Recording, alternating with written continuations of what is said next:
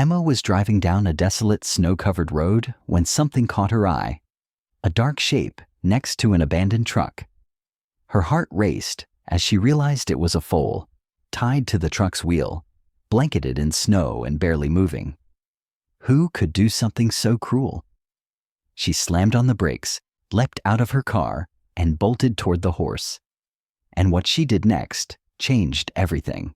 Emma Carter gripped the steering wheel, her knuckles whitening from the cold even with the car's heater blasting at full force.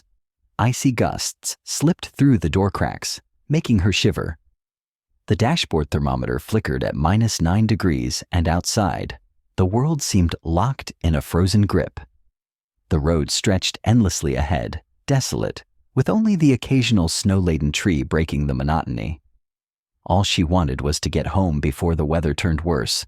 But right then, off to her right, beyond a row of trees, a dark shape stood out starkly against the snowy expanse. Her heart skipped a beat. She eased off the gas, her breath fogging up the windshield. Under the glow of her headlights, she realized it wasn't just a shadow. It was a foal, tethered tightly to a vehicle, barely able to move. Its body was blanketed in snow. Emma froze in shock. She slammed on the brakes and bolted out of the car, heedless of the wind slicing through her coat like a knife. She ran toward the horse, her boots crunching loudly on the frozen ground. Every second mattered. And as she got closer, the horrific reality hit her like a punch to the chest. The foal's coat was stiff with ice, its frame so gaunt she could see every rib poking through. The rope around its neck was taut, fused to the ice, like a noose strangling its fragile life. Emma's throat tightened.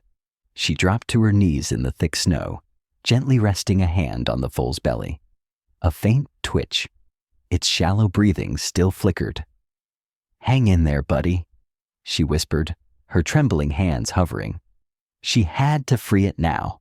She grabbed the rope and yanked, but it wouldn't budge. The ice had cemented it to the vehicle and the foal's neck.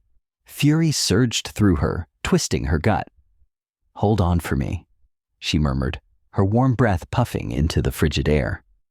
She peeled off her gloves, ignoring the sting as her fingers met the frozen rope.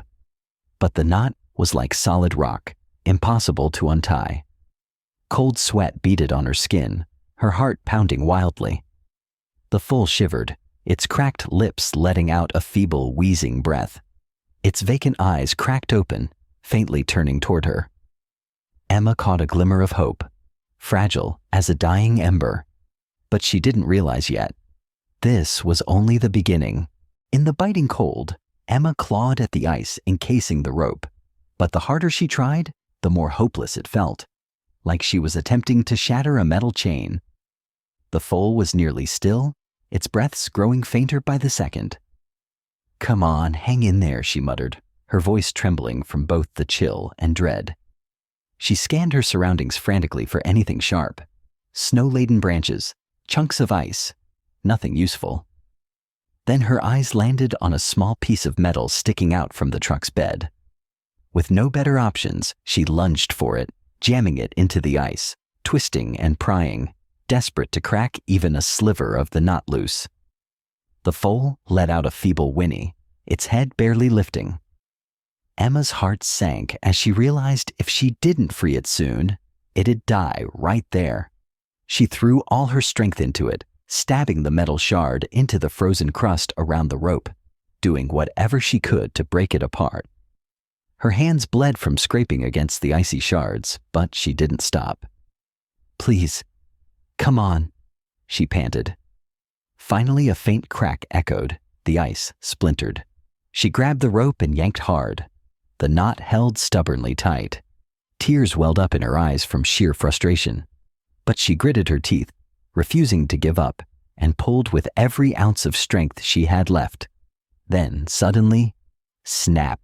The knot gave way, the rope sliding off the foal's neck like a shackle finally released. Emma barely had time to catch her breath before the foal collapsed into the snow.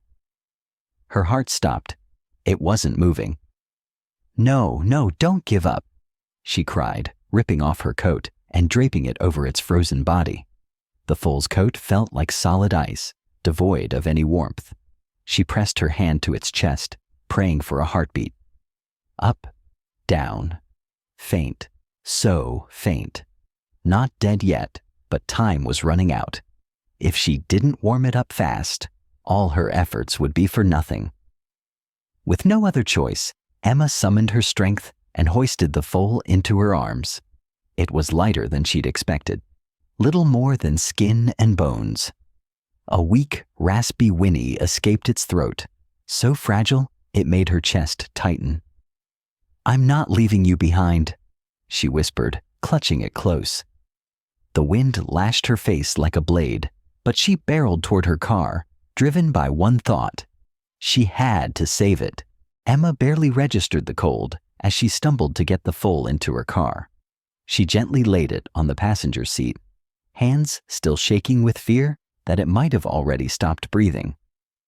"No, don't," she whispered, pressing her hand to its chest.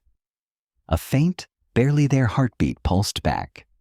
She dove into the driver's seat, cranked the heater to max, and gripped the wheel with trembling hands. The tires spun on the icy road as she floored it, her heart hammering like a drum. The nearest vet clinic was a 30-minute drive, and she knew damn well this horse didn't have that kind of time. Glancing over, she saw its eyes half open, staring blankly into nothing.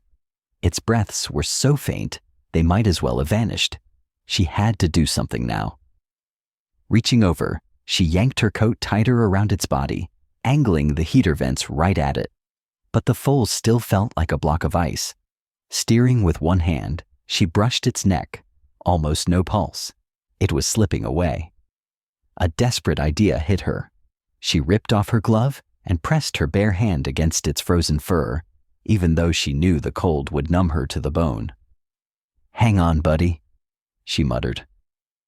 The car tore through the pitch-black night, headlights straining to cut through the fog. Time dragged on like an eternity. She bit her lip so hard it bled. Then, a raspy little sound. Emma's eyes snapped wide as she glanced over. The foal's nose twitched, and it let out a weak, shaky whinny.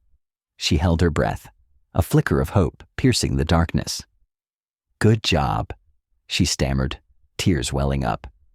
She slammed the gas harder, speed limits be damned, zeroed in on getting to the clinic fast.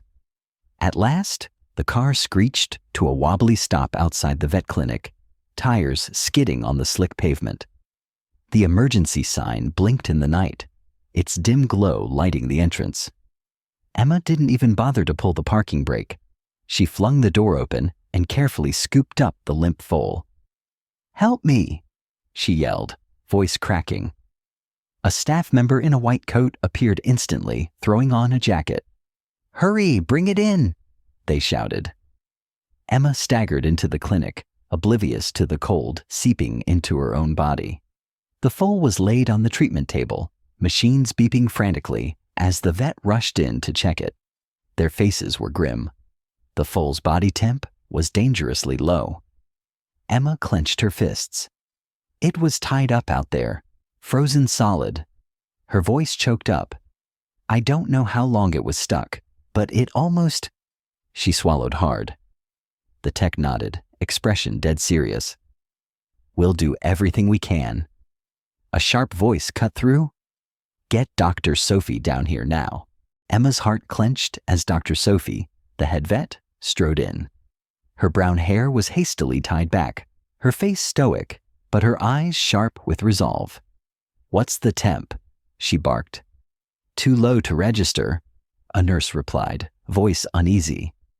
Emma shuddered. Dr. Sophie stayed cool as ice. "We need to warm it up now. Get warm fluids going, heating pads, and an oxygen tank." The staff sprang into action. Blankets were piled on the foal, an IV line hooked into its leg, and an oxygen mask gently fitted over its nose. Emma held her breath. The foal's heartbeat was faint, but it hadn't quit. "Keep fighting," she whispered, watching Dr. Sophie press a stethoscope to its chest. "Weak, but holding steady for now," the vet noted. Emma gripped her hands tight, voice hoarse. Will it make it? Dr. Sophie exhaled. Too early to tell, but it's fighting. That slim thread was enough for Emma to cling to. She rested a hand on the table's edge, leaning close to the foal's ear. You're not alone anymore, she murmured. It couldn't answer, but its ear twitched faintly, like it heard her. Emma sat in the warm waiting room, hands clasped so tight her knuckles blanched. The clock's second hand ticked relentlessly, each one stretching forever. Back in the treatment room, the foal was being warmed, hooked to fluids, and monitored closely. Emma didn't care that her coat and gloves were soaked with snow or that her hands stung from the cold. All that mattered was whether the foal would pull through. Then the door swung open. She shot to her feet, pulse racing. Dr. Sophie stepped out, her tone unreadable. It's still holding on, she started. Emma nearly collapsed with relief. Heart rate and temp are starting to stabilize. That's a good sign, the vet added. Can I see it? Emma asked, voice still shaky. Dr. Sophie hesitated, then nodded. It's unconscious, but it might sense you're there. Without a second thought, Emma stepped into the treatment room, heart pounding. The foal lay still, swaddled in blankets, oxygen mask over its nose, machines beeping steadily. She swallowed hard. It looked so fragile. She edged closer, resting a hand lightly on its exposed neck. You're gonna be okay, she whispered, voice breaking. Then she glanced at Dr. Sophie. Someone tied it up to freeze to death. Rage surged in her chest. She brushed the foal's ice-stiffened fur. I've got to find whoever did this sick thing. Dr. Sophie paused, then said, We scanned for a microchip. Emma's head snapped up. It's chipped? The vet nodded, her expression grim. By law, we have to report it and trace the info. The owner's from this town. Emma's stomach twisted. Someone local owned it and left it to die. Dr. Sophie went on. No missing horse reports. No one looking for it. That means the owner doesn't give a damn. Emma's fists clenched, a mix of outrage and disgust boiling inside her. What now? She asked, voice low. Per protocol, the vet explained. We have to contact the owner before moving forward.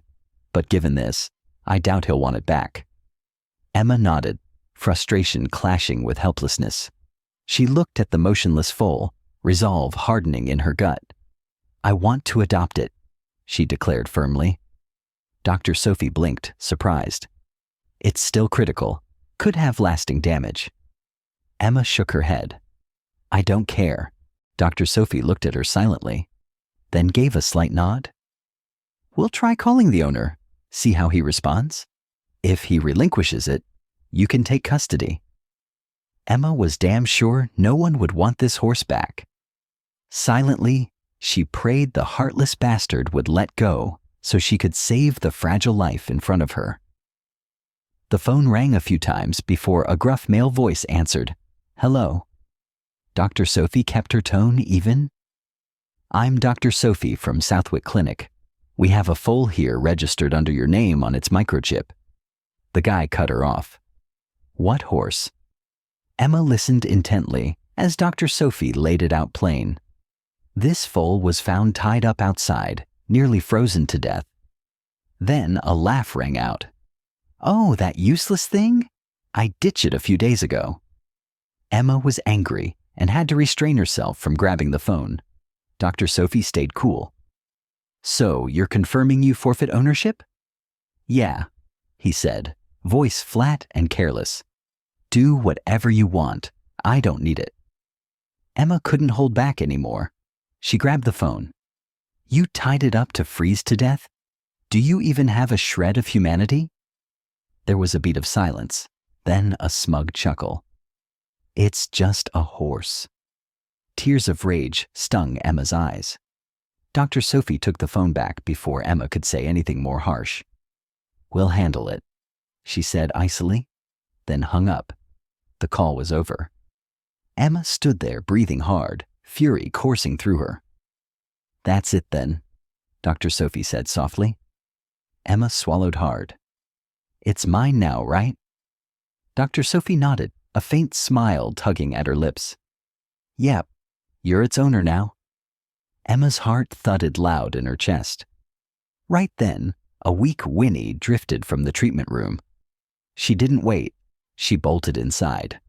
The foal was still lying there, but its eyes were open, and this time, they had life in them.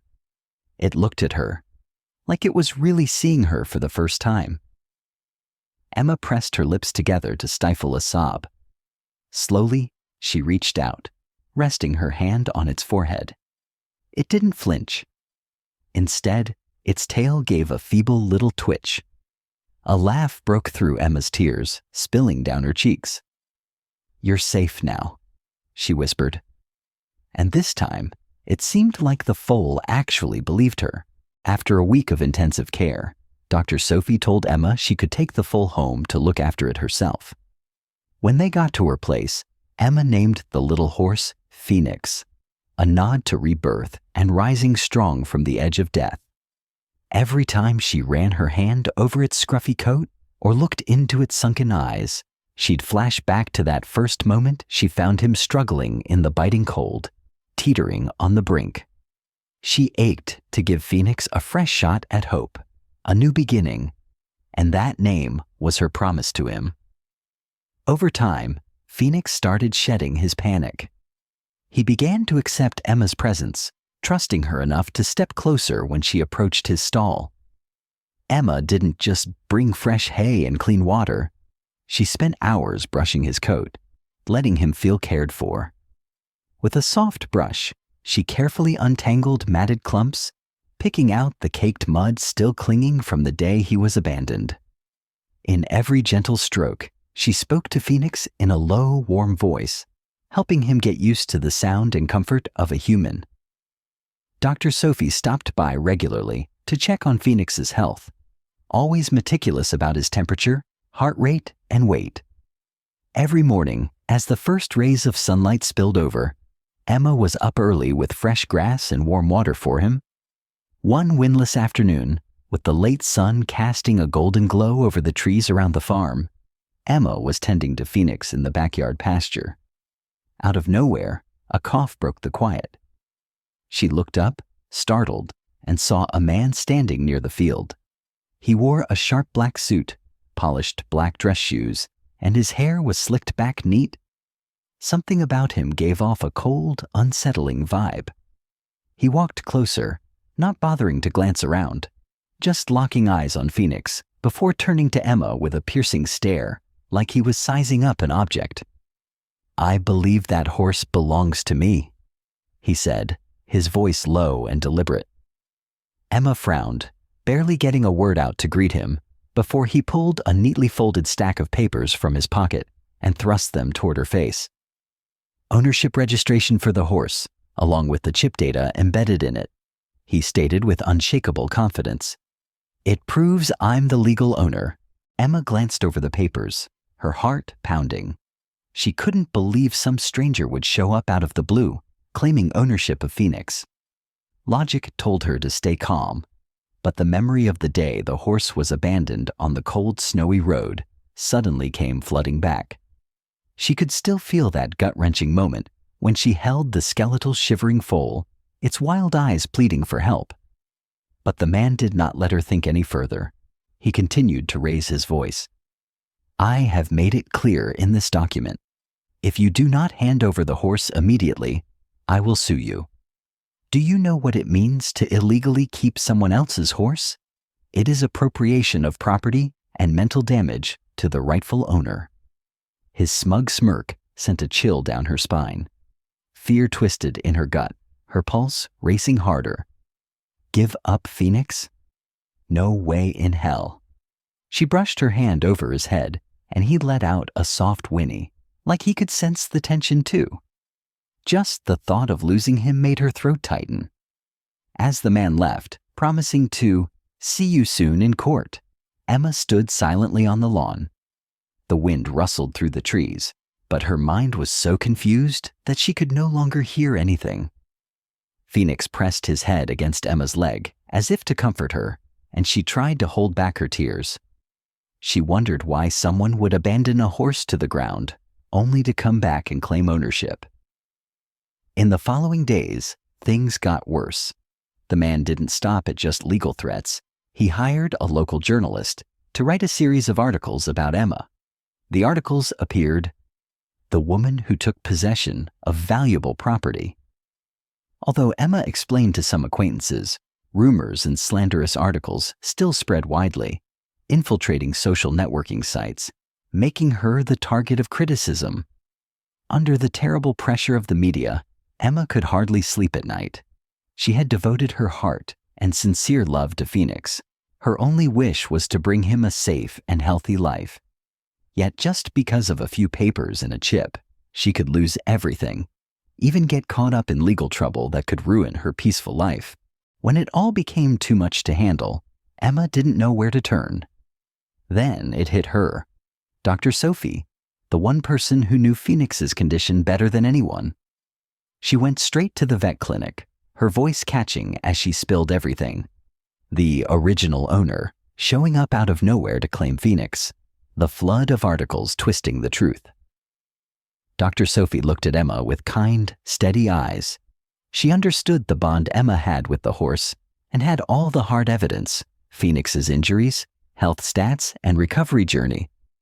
Without hesitation, she agreed to testify, promising to lay out every detail she'd witnessed in court, backed by the full medical records. She meticulously gathered everything. The intake report noting Phoenix's critically low body temp, faint pulse, and severe exhaustion.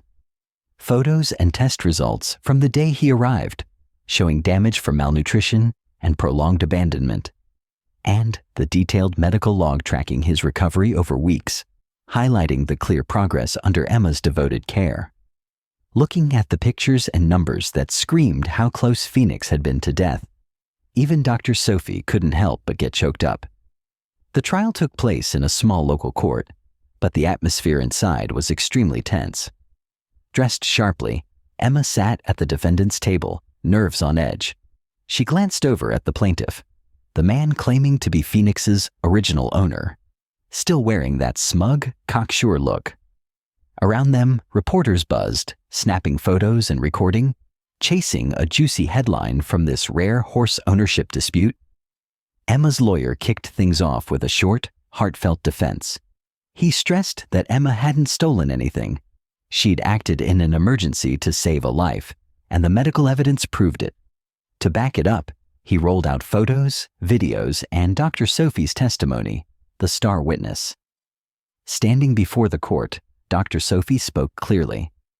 When Emma brought Phoenix in, he was on the verge of freezing to death, too weak to even stand. We had to run warm fluids and keep him heated for days straight. If she hadn't found him when she did, he wouldn't have made it through that night. She presented the medical files and clinical reports, signed off by multiple nurses and attending vets. Each document was a puzzle piece, painting a vivid picture of the cruelty Phoenix had endured: an empty stomach, severe dehydration, fur matted with snow, ribs jutting out from starvation. The other side, the man claiming to be the original owner, tried to push back. His lawyer leaned hard on the legal paperwork proving ownership, accusing Emma of refusing to return property after being informed. But when pressed on why the horse was left in the snow with clear signs of starvation, the guy fumbled, unable to cough up any solid proof he'd cared for Phoenix properly. The vet clinic's medical records did the talking for him. The judge held the stack of papers, poring over every detail, his face tightening as the evidence piled up. It was obvious. Phoenix had been abandoned in brutally inhumane conditions, and Emma was the one who'd saved him. After days of hearings, the judge finally delivered the verdict. Custody of Phoenix was awarded to Emma for rescuing and nurturing him out of genuine compassion, no intention of appropriating property. The case files were handed over to law enforcement to investigate the original owner's animal cruelty, backed by proof he ditched Phoenix in a heartless situation. When the gavel banged to close the trial, Emma nearly broke down in tears, overwhelmed with relief. A massive weight lifted off her chest. Word of her legal win spread like wildfire. Social media and legit news outlets ran stories with a positive spin, tearing into the old owner's actions. Emma's reputation bounced back. She was flooded with congrats and support from the community. People even offered gifts and help with Phoenix's care costs. In a quick post-trial interview, Emma looked into the camera with a soft smile. "The real win isn't about me coming out on top," she said. "It's that Phoenix gets to keep living in safety and love. I hope this story makes people see that animals deserve care and protection, not to be tossed aside or fought over like objects." Her honest words, paired with the airtight medical evidence and the relentless efforts of her and Dr. Sophie, wrapped up the saga and kicked off a powerful lesson about compassion and responsibility for the vulnerable lives around us. Please share your thoughts, and if this story touches your heart, don't forget to like, subscribe, and share to spread the message of kindness, hope, and a good start.